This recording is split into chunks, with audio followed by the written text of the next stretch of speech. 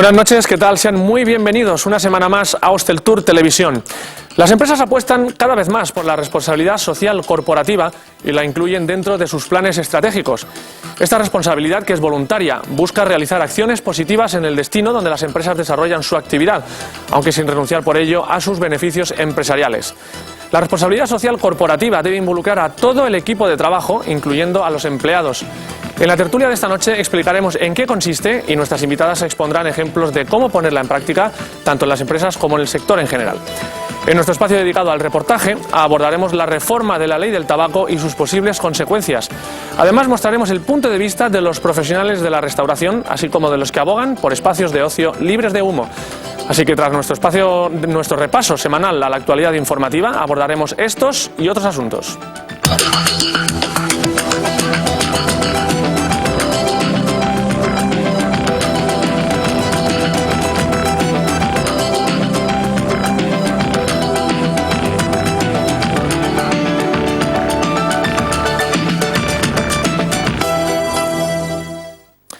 Entre las noticias de la semana, el primer paso para la creación, al fin, del tan pretendido Consorcio de Promoción Turística de Palma, idea que se planteó hace algunos años y que ahora parece contar con el visto bueno de los partidos políticos del gobierno local y que sería una realidad si consigue finalmente el apoyo del sector. Otra noticia ha sido el nombramiento de Pedro Cañellas como presidente de la Asociación Hotelera de Cala Millor, en sustitución de Carmen García Castañ. Cañellas fue presidente de la Federación Hotelera de Mallorca hasta que fue sustituido por Toni Orrac en la última legislatura, que finaliza precisamente este año. Y también el nombramiento de Javier Vic como presidente de la Asociación Hotelera de Cala Major San Agustín, sustituyendo a Francisco García, tras 20 años en el cargo. Otra noticia que se ha conocido esta misma mañana es la del gasto de los turistas extranjeros en el primer trimestre del año, que ha descendido casi un 13% en Baleares, mientras que a nivel nacional ha aumentado un 2%. Más noticias en nuestro resumen informativo, que llega, como siempre, de la mano de Techsoft. 20 años creando soluciones informáticas de alta rentabilidad para su hotel. Techsoft les ofrece las noticias. La llegada de turistas extranjeros a las islas creció casi un 2% en el mes de marzo, rompiendo así la mala racha de 14 meses consecutivos de descensos. Esta llegada aumentó más del 3% a nivel nacional, según la encuesta de Frontour, que apunta que es el mejor dato de los últimos 22 meses. Reino Unido, a pesar de ser el principal emisor de turistas a España, registró en marzo el único retroceso entre los principales mercados. Las pernoctaciones en Baleares disminuyeron más de un 4% en marzo, mientras que los precios retrocedieron más de un 5%. A nivel estatal, las pernoctaciones aumentaron un 7,5% respecto al mismo mes de 2009. En cuanto a la ocupación de los establecimientos, fue de más del 53% en el archipiélago, situándole como la segunda comunidad con mayor ocupación por detrás de Canarias. Los precios cayeron más del 5% en marzo, la cuarta mayor caída del país, solo superada por Murcia, Madrid y el País Vasco, según los datos facilitados por el INE. La ampliación del módulo C del aeropuerto de Son Juan facilitará la interconexión de vuelos y permitirá a Air Berlin ofrecer un mejor servicio. Así lo explicó a los medios el presidente de la compañía, Joaquín Hunolt, acompañado por el director general para España y Portugal, Álvaro Midelman. La nueva Terminal C contará con una superficie de más de 21.000 metros cuadrados e incrementará sus puertas de embarque de 20 a 33 y las pasarelas de pasajeros de 10 a 17, lo que permitirá a Air Berlin contar con más de 7 millones de pasajeros. Estamos especialmente satisfechos como compañía alemana de la colaboración con las instituciones de aquí, que nos permitirán, con la puesta en marcha de la ampliación del módulo C a mediados de mayo, de contar este año ya con más de 7 millones de pasajeros. Durante su comparecencia, Joaquín Hunolt habló de la nube volcánica y de la decisión de cerrar el espacio aéreo, que se basó en cálculos informáticos y no concretos, según el presidente de Air Berlin, quien apuntó la necesidad de establecer lo más pronto posible el cielo único europeo. Hunolt habló de la actuación ejemplar de las instituciones de Mallorca durante el caos aéreo generado por el volcán islandés y explicó que lo importante ahora es recuperar la curva de futuras reservas, que disminuyó durante los días que la nube volcánica permaneció en cielo europeo. Para el presidente de Air Berlin, la isla es muy importante para la compañía y manifestó que el futuro está lleno de expectativas. La Fundació Destí Menorca ha creado un equipo de trabajo para impulsar el turismo ecuestre en la isla. Esta iniciativa se enmarca dentro del plan de dinamización del producto turístico de Menorca y pretende potenciarla como destino de actividades hípicas. El objetivo del Consell Insular es crear un producto turístico diferenciado y de calidad a través de la hípica, y para ello cuenta con la colaboración de empresarios del sector turístico y ecuestre. Otras líneas de actuación son el diseño de una ruta piloto a través del programa europeo Ecustur y la promoción de la isla como destino para atraer esta oferta diferenciada. La Escuela de Hostelería acoge hasta mañana el intercambio turístico gastronómico organizado entre Baleares y Cantabria con el objetivo de promocionar la gastronomía de ambas regiones. Es un intercambio turístico gastronómico que tiene como gran finalidad el aumentar los flujos turísticos entre Cantabria y Baleares, utilizando básicamente la promoción turística, la promoción gastronómica y de la restauración y los productos agroalimentarios de las Islas Baleares. La idea del intercambio surgió por un viaje de Pimem Yaviva a Cantabria, en el que se habló de la posibilidad de unir las escuelas de hostelería de ambas regiones.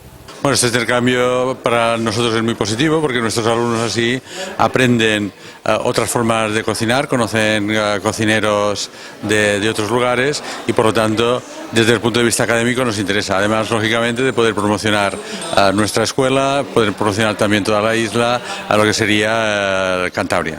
El programa del intercambio incluye 4 sesiones de show cooking con 4 reconocidos cocineros cántabros, una degustación de productos de Cantabria y una mesa redonda titulada Pasado, Presente y Futuro de la gastronomía cántabra. Las demostraciones fueron abiertas al público previa inscripción. Son intercambios abiertos a todas las personas que tengan sensibilidad por la gastronomía. Nosotros hemos buscado y perseguimos un compromiso de las entidades que colaboran. Queremos que estas entidades participen activamente. La importancia de esta iniciativa reside en que la gastronomía se ha convertido en uno de los productos estrella para promocionar Baleares. La gastronomía variada que tenemos y sobre todo las zonas que tenemos mar, en este caso yo creo que es un elemento importante de diferenciación y la diferenciación es la base del éxito en el turismo. El próximo mes de mayo, Cantabria acogerá este intercambio y conocerá los productos gastronómicos de las islas. Uno de los objetivos es poder realizar este intercambio con más comunidades e incluso con otros países como Alemania. La empresa mallorquina Port Booker abre una nueva oficina en Nueva York con el fin de dar cobertura a la reserva online de amarres en América. El encargado de gestionar esta nueva oficina será Ron Newman. Una persona que tiene mucha experiencia en el sector turístico y que va a desarrollar nuestro negocio en América. Entonces él ya tiene unos contactos, una serie de relaciones comerciales con distintos negocios allí y vamos a desarrollar nuestro negocio en América. Porque América, especialmente la zona de Miami, el Caribe, tiene muchísima aceptación el tema de las reservas de amarres. Port Booker nació hace 4 años como una central de reservas especializada en el alquiler de amarres. Actualmente cuenta con 17.000 usuarios registrados y gestiona alrededor de 3.200 reservas al año. Nosotros ahora mismo tenemos 8.500 puertos en nuestra web, que por lo que sabemos pues supone ser la mayor guía náutica del mundo, porque no hay ninguna otra web que nosotros hayamos encontrado que tenga tantos puertos metidos. Nuestro volumen ha ido creciendo año a año y este año pues estamos creciendo un 30% sobre el año pasado.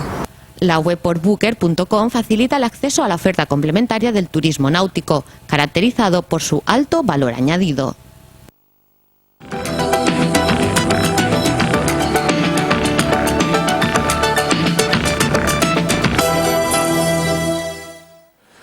La reforma de la ley del tabaco se planteará en el Congreso de los Diputados el próximo mes de junio. El Gobierno quiere que la prohibición total de fumar en espacios públicos cerrados entre en vigor este mismo año. De acuerdo con esta propuesta, están las asociaciones que piden espacios públicos libres de humo y que consideran que fumar mata no solo a los fumadores, sino también a los que se ven obligados a respirar el humo del tabaco, incluyendo, por supuesto, a los propios trabajadores de la hostelería. En el otro lado están los hosteleros, que hablan de pérdidas millonarias en el sector y de puestos de trabajo debido al cierre de establecimientos. La ministra de Sanidad, Trinidad Jiménez, llevará la reforma de la ley del tabaco al Congreso de los Diputados el próximo mes de junio con el objetivo de acabar con el humo en los espacios públicos cerrados.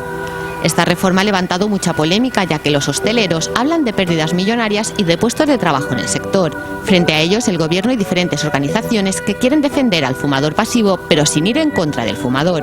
Una de estas asociaciones es nofumadores.org, que nace con la idea de evitar la discriminación de las personas que no pueden estar en lugares cerrados por el perjuicio que les supone el humo del tabaco. Actualmente, con la ley actual, se está incumpliendo la ley de riesgos laborales, es decir, no podemos mantener en hostelería a personal que pueda estar sometido al humo del tabaco y a sus perjuicios cuando este trabajador o trabajadora, por ejemplo, el caso de una embarazada o el caso de que alguien pues pudiera tener asma o otras patologías, pues tuviera un riesgo para su salud. Hoy por hoy no está regulado como debiera. Los hosteleros insisten en que esta reforma será la ruina para la hostelería y están elaborando un estudio que entregarán al gobierno sobre las posibles consecuencias económicas. A ver, nosotros somos conscientes del tabaco en sí, que no es bueno ni para los que fumamos ni para los que no fuman. Pero de alguna manera, al ser un país mediterráneo de unas costumbres lógicamente muy distintas, eso sí nos puede afectar mucho esa prohibición, y más ahora en los tiempos. Hemos de pensar en la cantidad de establecimientos que tienen pues en ciudades pequeñas, en pueblos pequeños, en el cual es el centro donde se reúnen. Pero desde las asociaciones a favor de la reforma quieren tranquilizar a los hosteleros y explican que la nueva ley traerá la igualdad entre establecimientos, ya que no se podrá fumar en ninguno. Por lo tanto, yo quiero dar un mensaje positivo a los responsables en hostelería, que no se preocupen, que hoy en día el problema que tienen la gente que está regentando bares y restaurantes es que con esta ley tan dispar, pues cuando dejaron o prohibieron el fumar en unos bares, pero en otros no, sí que bajaron sus ingresos. ¿Por qué? Porque se iban al otro bar, que sí se podía fumar. Entonces, lo que sí pedían esos dueños de bares y restaurantes es, sobre todo, todos fueran iguales, es decir, que hubiera una ley para todos. Quizá lo que falta en España es concienciar a la sociedad. Los partidarios y detractores de la reforma están de acuerdo en este punto. Pero aquí, mientras haya gente que tenemos que estar pues condicionados a el tema de que si uno lo puede hacer, otro no lo puede hacer, y caemos en una competencia, una confrontación. Y más que nada, ya te digo, en el sector de bares y cafeterías, ahí sí es donde se va a notar esta prohibición, si llega esta prohibición, más perjudicial para el sector. Hace años se podía ir en moto sin casco, se podía ir en coche sin cinturón de seguridad, hasta que hubo un momento en donde la estadística por muertes en carretera debido a impactos demostró que con algún sistema de seguridad se podían evitar muchas muertes. Aquí ocurre exactamente lo mismo. El gobierno tiene claro que este año estará vigente la prohibición total de fumar en los espacios públicos y, ante las críticas, defiende su postura diciendo que el humo del tabaco perjudica la salud. Además, se apoya en la experiencia de otros países. Lo mismo hacen las asociaciones defensoras de la medida. Estamos casi a punto de conseguir lo que casi todos queremos, y es que en los espacios públicos se deje de fumar. No es un capricho ni en contra de los fumadores, es algo que ya muchos países europeos ya han asumido sin ningún tipo de trauma. Por su parte, los hosteleros reconocen que fumar es malo, pero rechazan esta radical medida y el ser los primeros en aplicarla. Esa medida drástica de cortarlo así y ser siempre, siempre traemos cosas de Europa, pero yo creo que tener que ser los primeros en algo, pues vamos a dejar que la cosa vaya pues, cogiendo su ritmo. Algunos estudios hablan de millones de personas que apuestan ya por los espacios de ocio libres de humo. Para nofumadores.org es importante no perder a este tipo de turismo. Viendo que vivimos del turismo, es muy importante el pensar en esa gente que ya no incluye el humo en el menú ni el humo en sus, en los hoteles en donde visita. Sin embargo, el sector de la restauración está convencido de que los bares son el punto de encuentro de los españoles y que con la reforma perderán clientela. Es un centro de escape, un centro de reunión, es un punto de encuentro de la gente, en donde entre nos tomamos la cañita o nos tomamos el café y pues charlamos, hacemos una tertulia. pues un poco eso conlleva a ese cliente que es fumador, pues entre que no puede fumar ni en su puesto de trabajo y en todo ese sitio, pues tiene este espacio. Entonces, si pierde este espacio, también perdemos este cliente. Habrá que esperar a junio para ver qué pasa con la reforma de la ley del tabaco, una medida que divide a la sociedad. El Gobierno insiste en que su efecto sobre el sector será nulo y que lo que busca es proteger a los ciudadanos, pero los hosteleros no se fían.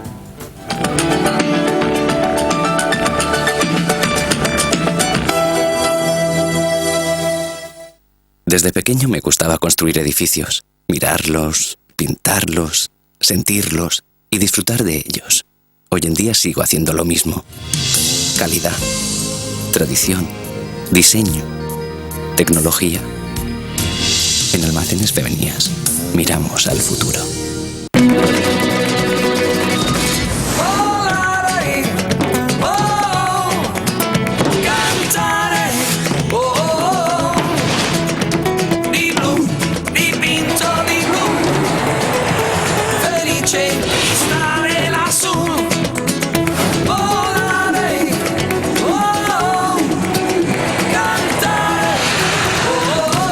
Yo voy con el Europa. Elige el mejor equipo.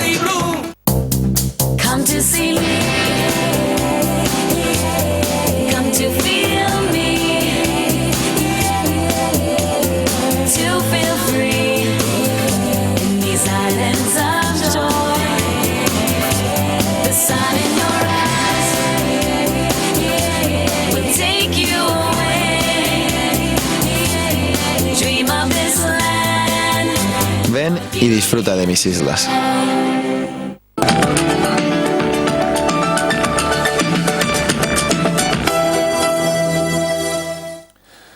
La responsabilidad social corporativa es una estrategia a la que cada día recurren más las empresas. Se trata de aquella contribución que las corporaciones hacen a la sociedad con el objetivo de lograr acciones positivas en el ámbito social, en el económico y en el ambiental. Pero esta contribución tiene que ir acompañada también de un equilibrio entre los intereses empresariales y las expectativas de la sociedad o del destino turístico que ponen en la propia empresa. Esta responsabilidad tiene que incluirse en el plan estratégico de la compañía y tiene que involucrar a todos los trabajadores, ya que entre sus ventajas se encuentra la de aumentar la competitividad, algo fundamental en un mercado como el actual.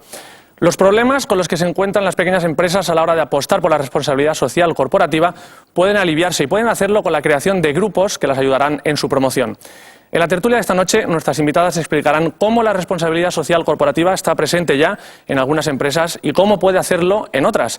Y para ello nos acompaña María Durán, directora de Responsabilidad Social Corporativa del Govern Balear. Buenas noches, María. Bienvenida a esta tertulia. También está con nosotros Esther Trujillo, vicepresidenta del Gabinete Institucional y de Diplomacia Corporativa de Sol Meliá. Buenas noches, Esther. Buen título, desde luego. Gracias. También está con nosotros Bárbara Vidal, directora jurídica del Consorcio de la Playa de Palma. Bárbara, buenas noches. Buenas noches, buenas noches. Araceli Deniz, consultora de la empresa People 360. Buenas noches. Buenas noches. Y por último, Mónica Gómez, socia directora de Core Consulting. Buenas noches, Mónica. Buenas noches. Y gracias por tu participación, por vuestra participación en la tertulia de esta noche, en la que intentaremos profundizar un poquito más en lo que es la responsabilidad social corporativa y desde luego lo hacemos inicialmente a través de este vídeo que les hemos preparado. La responsabilidad social corporativa se define como la contribución activa y voluntaria a la mejora social, económica y ambiental por parte de las empresas. Su objetivo suele ser el de mejorar su situación competitiva y su valor añadido. Las empresas turísticas se han dado cuenta de que sus acciones tienen que tener unas repercusiones positivas en el destino en el que desarrollan su actividad y por ello apuestan por este tipo de responsabilidad. Pero no todas lo tienen igual de fácil. Mientras que las grandes empresas obtienen la certificación con facilidad, es más complicado para las pymes. Para lograr una igualdad, ya se están creando redes de turismo en las que las pequeñas empresas se unen para su comercialización y promoción. Esta responsabilidad social corporativa ya forma parte de la estrategia empresarial y para tener éxito debe integrar a los empleados, a los que hay que formar adecuadamente para que se trate de un proyecto de todos y para todos. Algunas de las formas con que las empresas colaboran con la sociedad son la contratación de personal, la dinamización turística del destino, el respeto al medio ambiente o la contribución en infraestructuras. Este tipo de responsabilidad es voluntaria y las empresas que deciden integrarla en su plan estratégico deben buscar un equilibrio entre sus propios intereses y las expectativas que de ellas tiene la sociedad.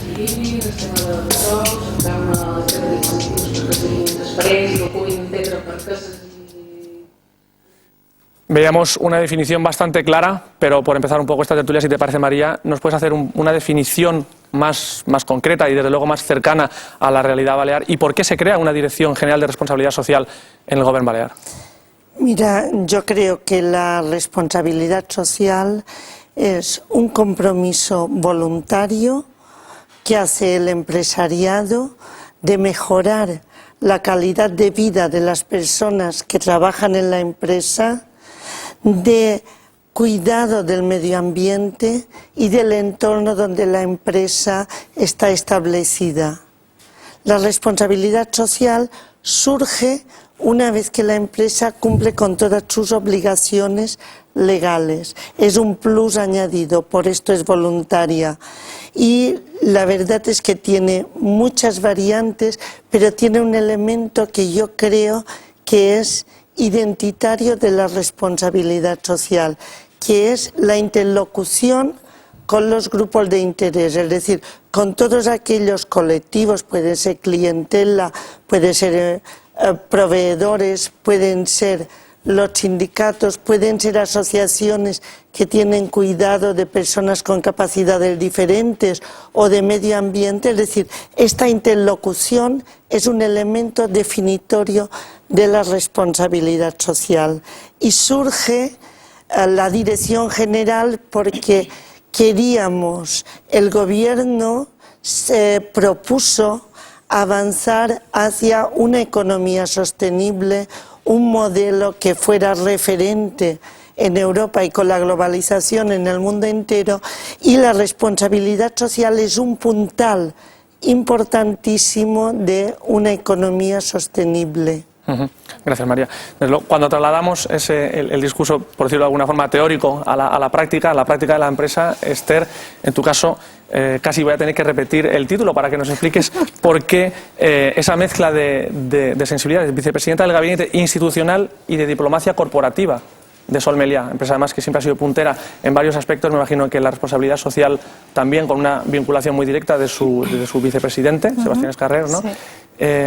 Cuando se traslada todo eso a la empresa, ¿cuáles son los puntos que desde luego se plantean como ventajas y cuáles como inconvenientes?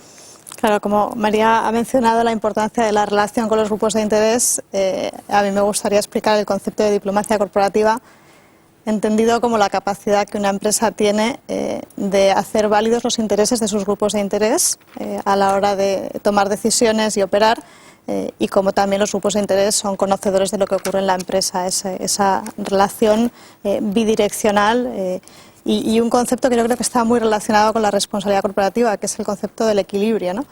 Tú has mencionado el concepto del equilibrio en tu introducción, el equilibrio entre las necesidades de la empresa y las necesidades de los diferentes grupos de interés, el equilibrio entre el corto y el largo plazo, que también es importante, y el equilibrio entre las necesidades y obligaciones económicas, sociales y medioambientales de la compañía, ¿no?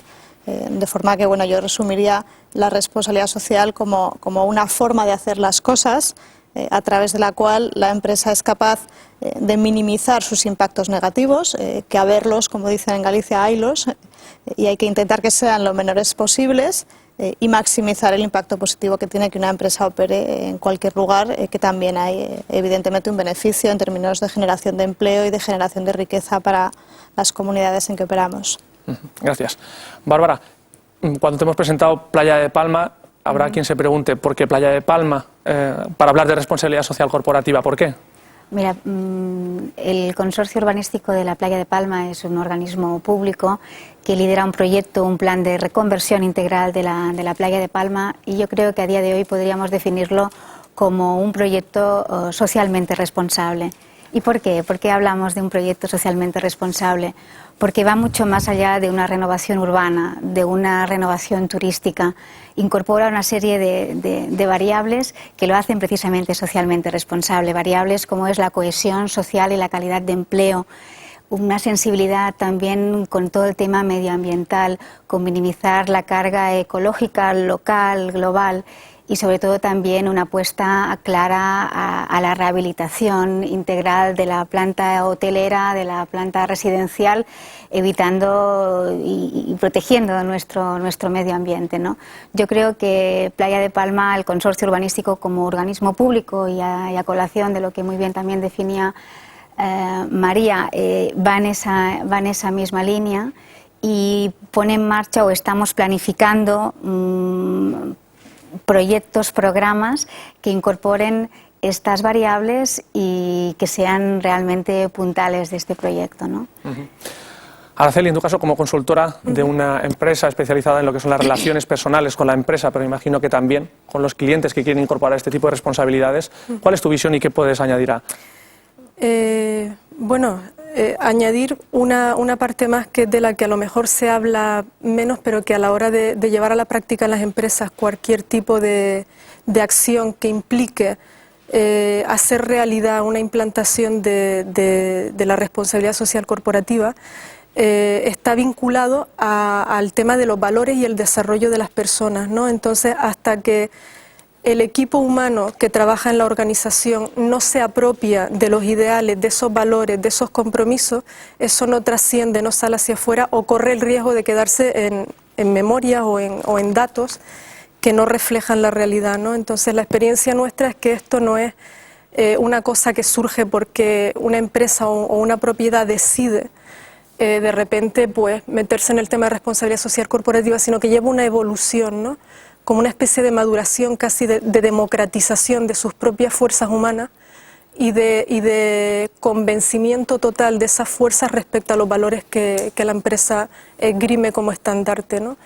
Entonces trabajamos un poquito en eso, en cómo las personas se apropian de los valores para llevar la responsabilidad social corporativa a un plano de realidad, ¿no? Y que eso tenga el impacto social y de crecimiento humano que se espera con este tipo de acciones.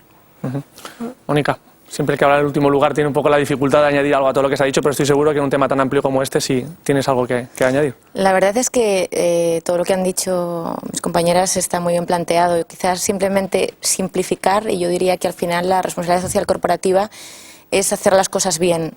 Cada negocio tiene su objeto, su finalidad. Unos se dedican a alojar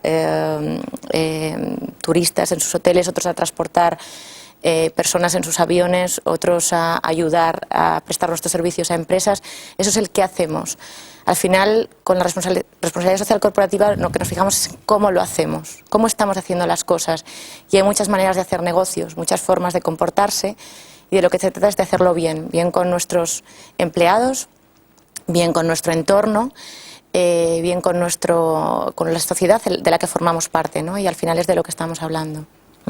Pues después de esta primera intervención yo me quedo un poco con una imagen casi idílica, ¿no? Un poco utópica de lo que es la responsabilidad social corporativa, y casi la pregunta es un poco obligada, y aquí a ver quién le puede poner ese cascabel al gato. Cuando todo eso se aterriza en la realidad de la empresa, por ejemplo, en el caso vuestro de las consultoras, que tenéis una relación directa, no sé si de intentar vender esta idea a las empresas para que la compren y la implanten dentro de sus procedimientos, pero todo eso cuando lo aterrizáis y cala, es decir, el empresario, que es en este caso el que tiene que apostar por esto, se lo cree y después de creérselo implanta e invierte lo necesario para poder desarrollar todo esto. Pregunto en primer lugar a vosotras dos si os parece como consultoras y luego volvemos a trasladar el tema para atrás. Bueno, a mí mi experiencia es curiosa porque nosotros no vendemos responsabilidad social corporativa, no sé si estás en lo mismo, ¿no? Sino que de alguna forma esa empresa ha llevado una evolución en cuanto a sistemas de gestión y en cuanto a una serie de acciones internas. De repente define mejor su misión y su visión respecto a la sociedad y decide que quiere hacer algo que tiene que ver con la responsabilidad social corporativa, ¿no? Quiere poner a todo su personal y a sus agentes externos en comunicación con esos valores. Entonces, nosotros no vendemos responsabilidad social corporativa, sino que nos llaman después de que esa empresa ha seguido una determinada evolución. Las empresas que entran en la petición de la responsabilidad social corporativa suelen estar maduras en la implantación de otros sistemas, ¿no?, de gestión que ya han implicado el movimiento de personas y valores. Esto es O al menos esta es la experiencia que tenemos nosotros. Sí, es bastante similar. Nosotras desde Core Consulting lo que pensamos es que tenemos que ser, la ambición debe ser pequeña, debe ir poco a poco. Yo creo que sobre todo el reto está, como comentabas, se comentaba en el vídeo que se ha visto antes, en las pequeñas y medianas empresas que quizá no tienen el presupuesto, la infraestructura, los medios para certificaciones, para grandes infraestructuras, y sin embargo sí que no nos podemos engañar, la responsabilidad social corporativa no deja de ser una buena herramienta también comercial, es decir, es una manera de posicionarnos frente a nuestros competidores, de fidelizar clientes, de atraer a nuevos clientes. Y yendo un paso más, ¿no? y estarás de acuerdo conmigo, en el ámbito de los recursos humanos, un empleado que está satisfecho es un empleado más productivo. Finalmente todo ello repercute en beneficio del propio negocio. Por lo tanto, yo creo que no tiene que dejarse de la mano de las grandes corporaciones, de las grandes empresas, el invertir en responsabilidad social corporativa, porque al final debe formar parte de la estrategia empresarial. Por lo tanto, si el enfoque es un enfoque a corto plazo, es un enfoque por pequeñas medidas que realmente vayan calando, primero internamente, porque si desde los de dentro no se creen el mensaje, como decíais, es difícil, ¿no? que se venda hacia afuera. Y después, insisto, poco a poco, con pequeñas medidas de acciones, al final es como se construye un gran modelo como el que pueda tener Sol Meliá o Playa de Palma, ¿no? Por alusiones, Sol Meliá y Playa de Palma. Efectivamente, luego de la prosa a las matemáticas, ¿no? Como decíamos en el colegio, esto luego hay que aterrizarlo. Me vais a permitir que dé un paso un poco hacia atrás, ¿no? Yo creo que un poco lo que está detrás de la responsabilidad social corporativa o del auge, por decirlo de alguna forma, ¿no? Como dice Adela Cortina, no es que esté de moda, es que está de actualidad. Y está de actualidad porque yo creo que todos somos conscientes de que se han cometido muchísimos errores desde el sector privado, desde el público, desde el sector social incluso, y creo que es necesaria una mirada atrás para aprender de nuestros errores, una mirada adelante para ver todo lo que tenemos que hacer, y también una mirada alrededor, ¿no? Que cuando uno toma decisiones o decide operar o cómo operar, como decía Mónica, esto es más los cómo, tenga en cuenta una serie de elementos y de grupos de interés que tradicionalmente se han ignorado, ¿no? Entonces creo que esto es importante, esta mirada atrás y este reconocimiento de errores. Yo estoy convencida que al final será lo que haga que las empresas nos demos cuenta que esta es la mejor ventaja competitiva que uno puede tener. Uno puede diferenciarse por precio o por diferentes cosas, pero cuando uno se diferencia por valores, como decía Araceli, y porque quiere ser una empresa más sostenible, más responsable, al final esa preferencia del consumidor, del empleado, del accionista, del inversor, de cualquier grupo de interés, esa permanencia, al ser de largo plazo, hace que el grupo de interés permanezca también a largo plazo. Esta es una empresa con un compromiso de largo plazo, por lo tanto, a mí me da confianza. Y al final, yo creo que lo que construye la responsabilidad social corporativa son relaciones duraderas con los grupos de interés. Y eso es lo que hace que la empresa sea más competitiva, ¿no? Pero creo que es necesario primero esa mirada atrás, ¿no? Para que podamos entender esa ventaja competitiva en términos de los errores que se han cometido. No, estoy completamente de acuerdo y comparto tus reflexiones. En el caso del proyecto de reconversión integral de todo lo que va a ser la Playa de Palma, como os decía, incorporar esa variable, esa estrategia social. Estoy completamente de acuerdo contigo, Mónica, cuando decías un trabajador satisfecho será luego mucho más productivo, ¿no? Pues nosotros somos muy conscientes que mientras dure todo el proceso de reconversión turística de la Playa de Palma, habrá un momento en que por una parte pues se van a tener que cerrar empresas, que habrá pérdida de empleo, pero que por otra parte también se va a generar mucho empleo como consecuencia de la operación de reconversión, ¿no? Que al final ese balance es en positivo y se creará empleo. Bueno, hemos de partir de esta premisa básica para empezar ya a planificar qué vamos a hacer en ese periodo de transición. ¿Qué se va a hacer? Pues una apuesta para la formación del trabajador, ¿no? Una apuesta también para que se consiga un acuerdo entre los agentes sociales y económicos y que fomenten la mejora del empleo.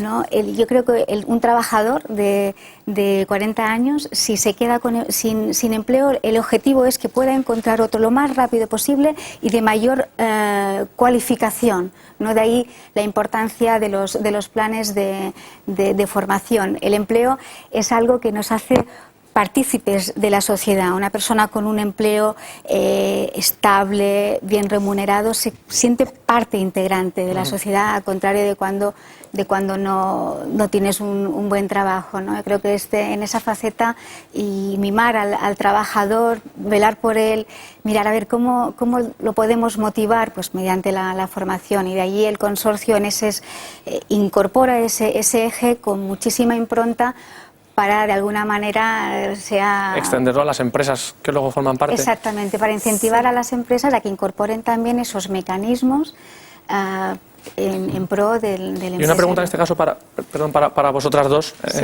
María también, y que abunda un poco en tanto lo que se decía en la introducción como en lo que apuntabais vosotras, de la diferencia de la pequeña empresa, de la pyme, a la gran empresa, como puede ser el caso que tenemos representado aquí esta noche. ¿Hay realmente esa dificultad en el acceso? Y si no en el acceso, porque antes estamos hablando de que esto es parte de la voluntad del empresario, pero por lo que estáis diciendo ya no es una voluntad, sino que es una iniciativa propia, que ya es algo más que la voluntariedad, sino que es el interés propio por acceder. Pero hay una diferencia entre el pequeño empresario y la gran empresa. Yo creo que la diferencia está en la demanda, en la petición que se hace de cómo tiene que involucrarse. Es decir, una gran empresa puede hacer un proceso muy amplio de responsabilidad social, pero es igualmente válido que aquel que hace aquella pequeña empresa que tiene 5 empleados y que como medida interna adopta un proceso o un sistema de flexibilidad de horarios que permite conciliar, o simplemente el ahorro energético, el ahorro de plásticos que pueden ser mucho menos biodegradables. Es decir, el nivel de exigencia tiene que ir en función de la capacidad de la empresa. Yo creo que al principio tú has señalado como que la responsabilidad social parece idílica.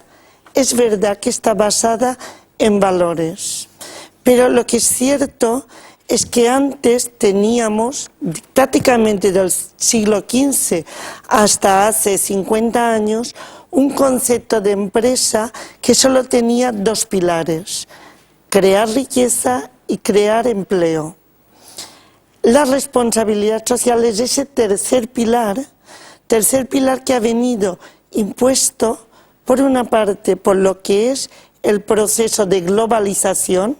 Es decir, antes, imaginarnos una empresa a la que se le pidiera transparencia era impensable, y sin embargo es un requisito, es decir, y las empresas cada vez son más transparentes. Por lo tanto, la necesidad, la urgente necesidad de ser sostenibles, es decir, garantizar que nuestros hijos y nuestras hijas podrán gestionar sus empresas, podrán tener un territorio agradable donde convivir y tal. Y después también un elemento importantísimo: la incorporación de las mujeres en la vida pública, en la economía y en la empresa. Es decir, creo que es el mejor ejemplo, precisamente. Pero es que no es que las mujeres sean mejores o los hombres sean mejores, pero sí que ha habido un proceso de socialización distinto que, incorporado en la práctica de la empresa, permite una mayor porosidad de valores sociales, de valores medioambientales, y yo creo que eso también ha sido determinante. Yo voy a discrepar por aquello de animar un poco el debate, porque como estamos de acuerdo en todo, y ya hemos dicho que estamos de acuerdo en todo, pues voy a discrepar un poco con María, que además es buena amiga. Voy a discrepar un poco en el tema de las pymes, porque es cierto que hay un cierto pensamiento de que las pymes van a tener todo esto muy difícil, porque evidentemente sus recursos son inferiores, no pueden ir al mismo ritmo que las grandes empresas. Sin duda yo creo que es un tema de velocidades y de intensidades, pero yo creo que el cómo se hacen las cosas que mencionaba Mónica aplica igual para una pyme que para una gran empresa. El nivel de exigencia que pueda venir, por ejemplo, de la administración pública o de otros grupos de interés no puede ser el mismo, lógicamente. Pero muchas veces cuando uno está en una gran empresa, a veces piensa, ¿quién fuera pyme y tuviera 10 empleados y los pudiera juntar en una habitación y dialogar con ellos? O quien tuviera 7 proveedores y pudiera tener el pulso cada día de cómo opinan tus proveedores. Cuando uno tiene 9.000 proveedores, las cosas se ven desde otra óptica, ¿no? Y precisamente menciono el tema de proveedores, la segunda discrepancia es por el tema de cómo la gran empresa puede ser un motor de arrastre que haga que las pymes sean más responsables.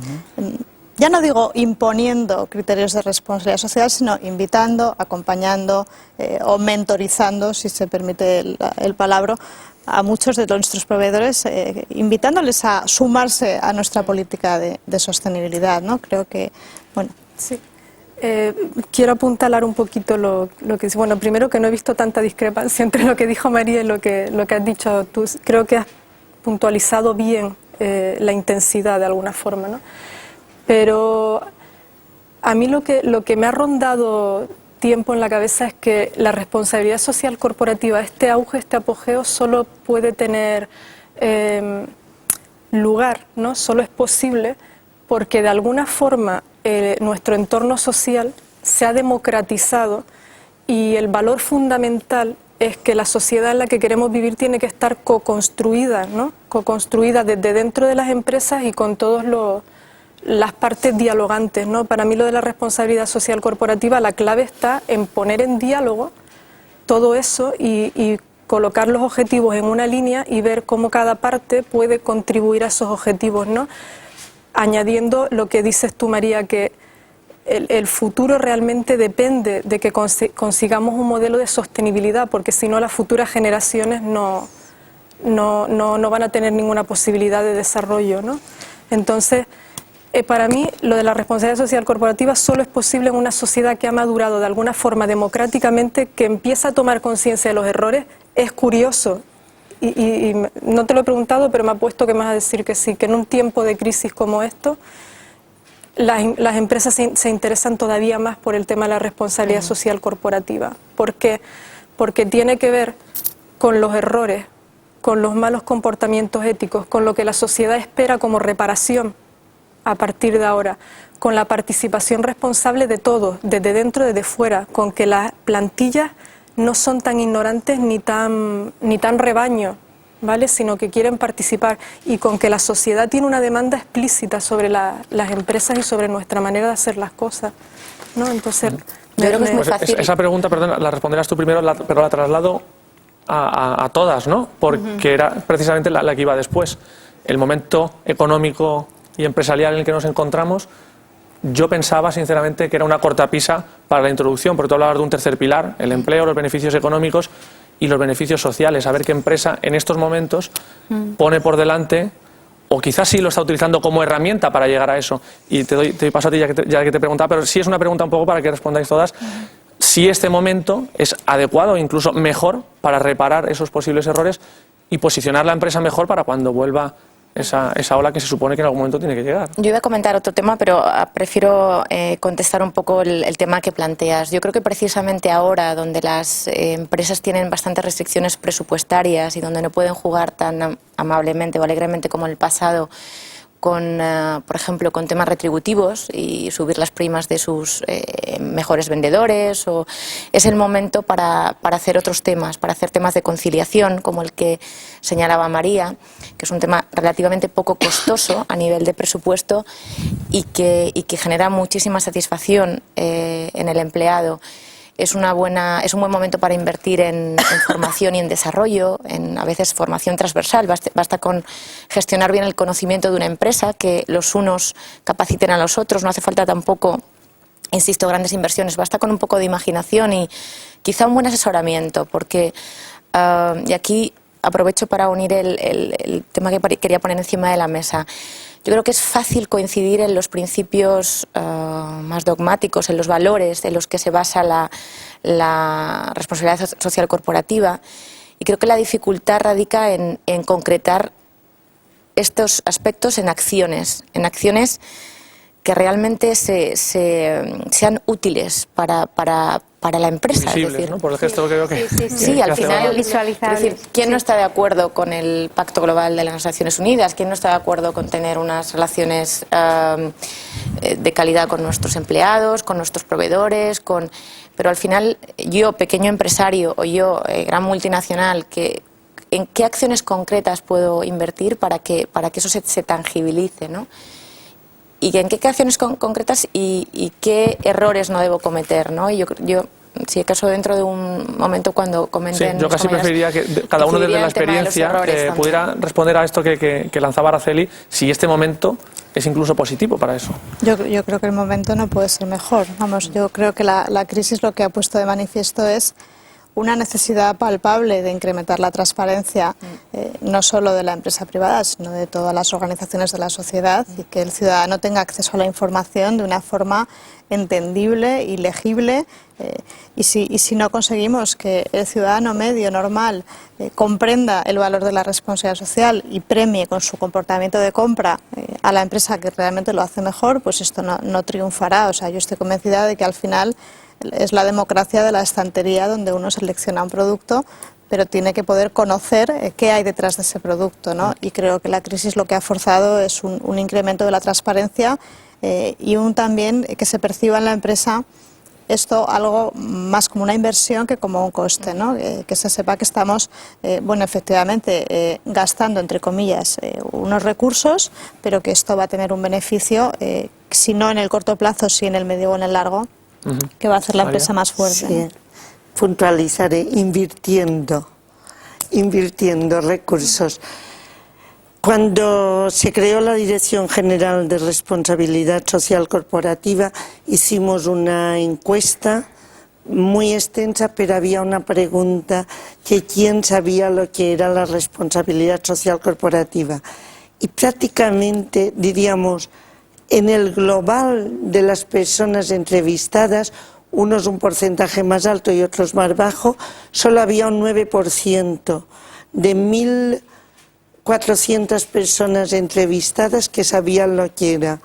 Hace poco, hace unos meses, hicimos otra encuesta y teníamos el 64%.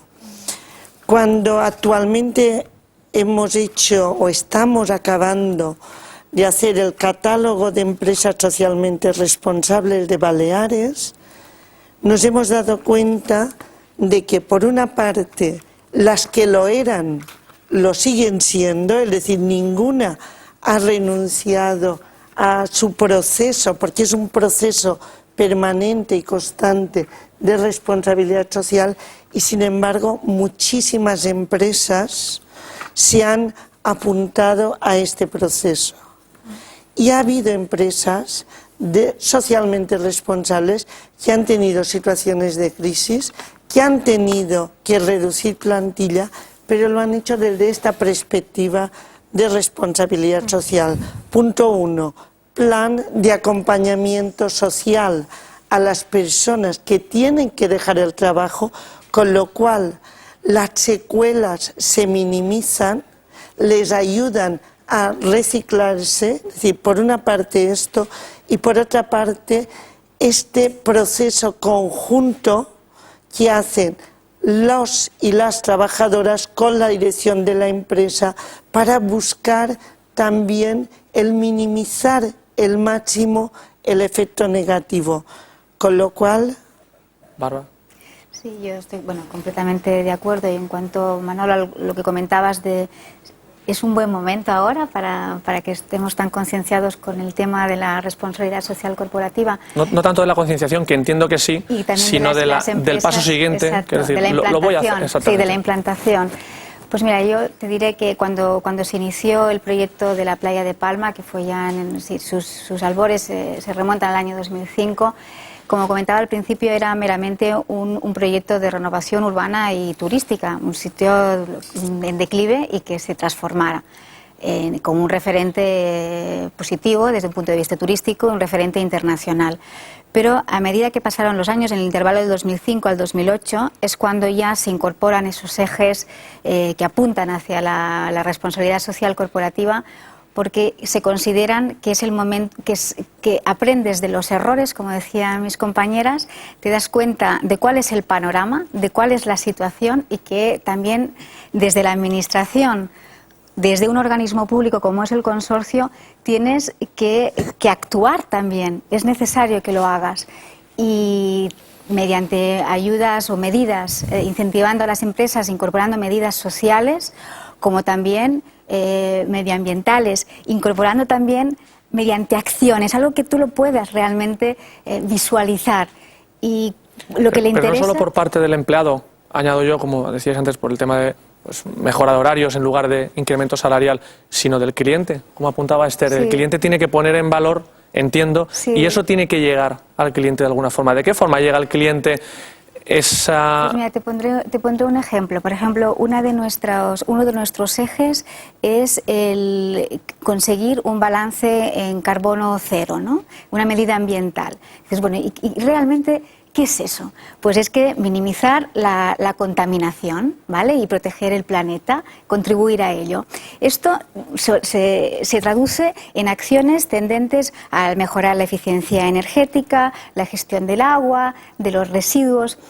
Y dices, bueno, ¿y esto cómo lo puedo yo visualizar? Pues de lo que se trata es que cuando te llega el recibo a final de mes del agua y de la luz, pues por una buena eficiencia y por una buena gestión sea más barato, y además estés tú en una zona turística pues que no contamina. Esto yo creo que es un claro ejemplo de una acción y que la puedes tú realmente visualizar. Y en el caso de la empresa, Esther, ¿cómo trasladáis esto en el caso, lógicamente, vuestro accionariado, es otra parte, pero yo te digo al cliente final, porque entiendo que es un valor diferenciador, y como decías en tu primera intervención, creo que ha sido, pues que en estos momentos lo que no te puede diferenciar por precio quizás, o en el que incluso los hoteles ya casi, no vamos a decir que son todos iguales, pero sí son muy similares, tiene que haber otros valores que diferencien, ¿no? Y que fidelices al cliente. ¿Cómo trasladas eso? A ver, yo creo que nuestro negocio es un negocio en el que es más necesario que quizá en otros sectores la complicidad del cliente y la complicidad del cliente interno, como lo llamamos en Solmelia, del empleado en definitiva, ¿no? Uno puede desplegar toda clase de sistemas de sostenibilidad dentro de un hotel, pero si el cliente no colabora y el empleado no colabora, pues por ejemplo cuando estamos limpiando las habitaciones y el cliente con su actitud no se comporta como un turista responsable, la actuación de la empresa queda absolutamente diluida. Entonces yo creo que nuestra tarea es educar al cliente de forma que cuando salga de una estancia en un hotel sea un cliente más concienciado que cuando llegó, ¿no? A mi presidente le gusta decir que nuestros hoteles deberían ser escuelas de ciudadanía, que cuando el turista abandona el hotel vaya un poco más concienciado y sea un poco más responsable que cuando llegó, ¿no?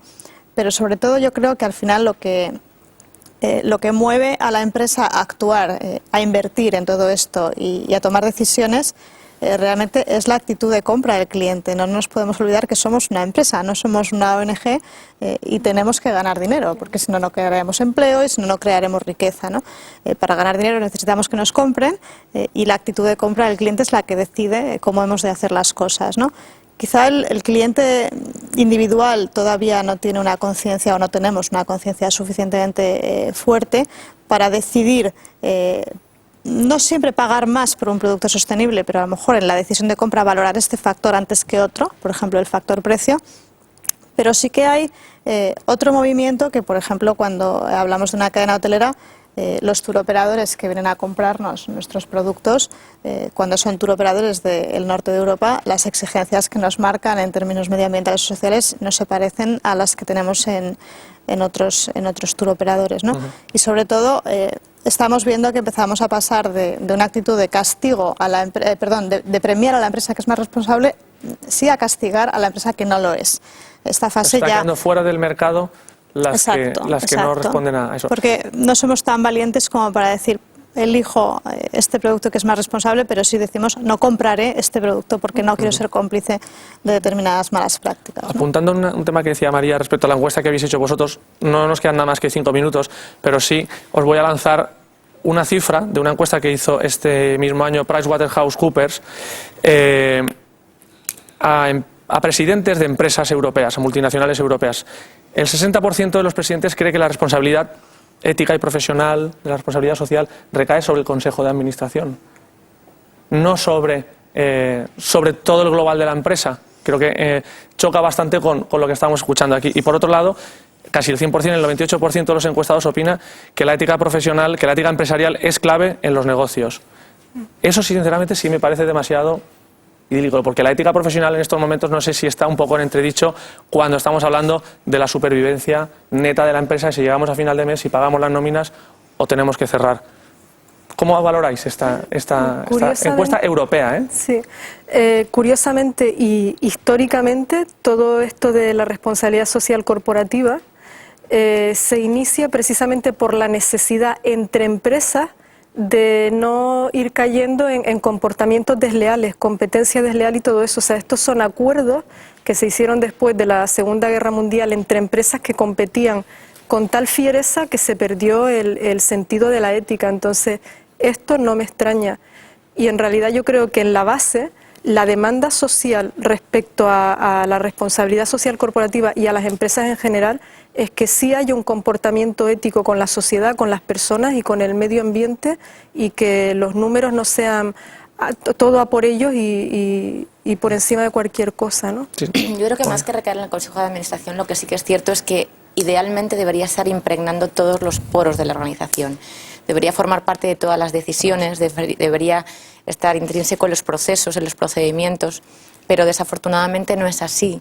Entonces sí que es cierto que yo creo que estamos en un momento, no sé si estáis de acuerdo conmigo, en el cual debe existir algún área que potencie la responsabilidad social corporativa, alguien que al menos desde arriba esté pensando en cómo incluir estas políticas, estas acciones o estas medidas en las diferentes capas de la organización. Calando en el para resto. mí tiene dos claves, que es la transparencia y la credibilidad. Por mucho que comuniques, si al final no eres coherente con aquello que predicas, al final se vuelve contra la propia empresa. Sí, yo creo que sí, que la decisión tiene que ser del Consejo de Administración, porque es la única manera de que realmente se constituyan los tres pilares. Sí.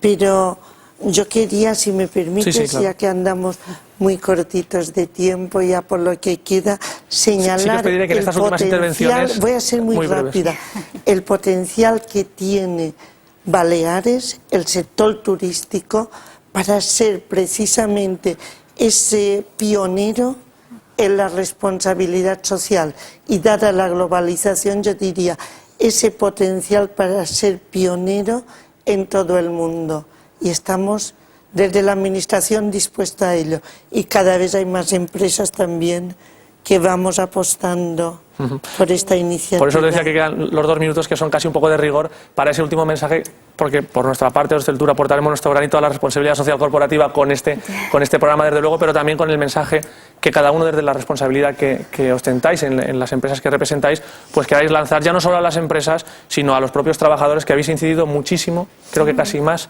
en los trabajadores que en los empresarios, y creo que eso es importante para que el proceso sea no solo de arriba abajo, como decíamos, sino de abajo arriba también, ¿no? Entonces, si os parece, hacemos esa última intervención, Esther.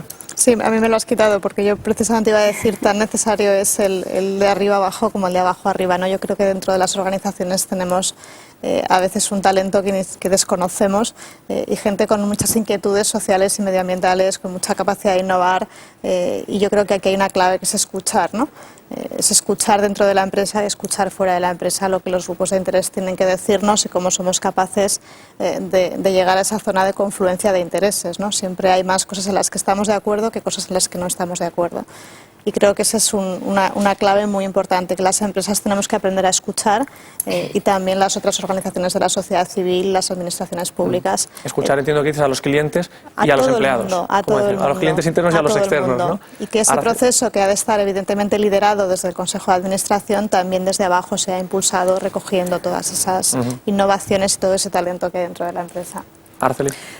Yo una cosita nada más, que es que todo lo que hagamos en este planeta lo hacemos desde que somos personas y lo compramos y lo recibimos como personas. Entonces, si no cuidamos todo eso, nos quedamos sin planeta donde vivir y sin nada que sostener. Entonces, sigo haciendo el hincapié en todos estos aspectos, ¿no? Que como personas somos los primeros interesados en asegurarnos un futuro sostenible y que desde las empresas, pues, todo esto tiene que estar de alguna forma refrendado, ¿no?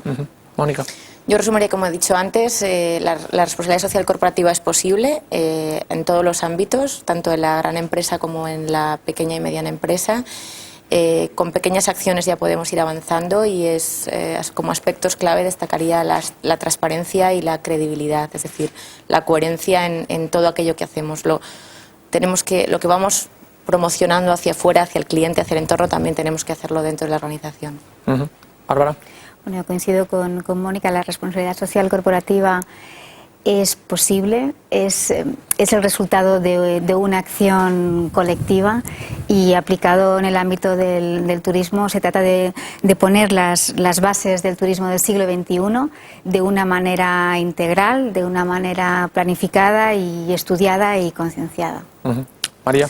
Sí, yo desde la Dirección General de Responsabilidad Social Corporativa solo señalar que siempre hemos dicho que tendrá sentido esta Dirección General en la medida en que sea útil a la ciudadanía, a las empresas y a las personas trabajadoras. Para ellas trabajamos y estamos a su disposición.